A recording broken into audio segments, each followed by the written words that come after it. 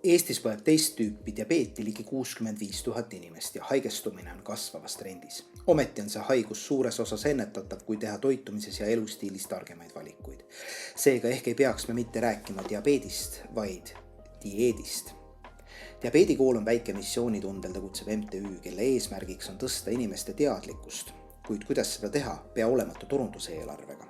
Appi tulid meie partnerid, kelle toel saime mõned meediapinnad ning lõime lihtsa loovlahenduse, mis andis edasi mõtet, et kui me ei taha teist tüüpi diabeeti, tasub ennetavalt valida teist tüüpi dieet. Kutsusime inimesi osalema heategevuslikul diabeedipäeva kõnnil ja tutvuma teemaga kodulehel. Jagasime dieedisnäkke ning õpetasime inimesi, kuidas ära tunda haiguse sümptomeid. Kampaania toimis. Tulemuseks oli rekordarv külastajaid diabeedikooli kodulehel, rekordarv annetusi ja rekordarv diabeedikõnnil osalejaid. Ja nii astus üks väike MTÜ ühe suure sammu lähemale sellele, et me elaksime teist tüüpi Eestimaal.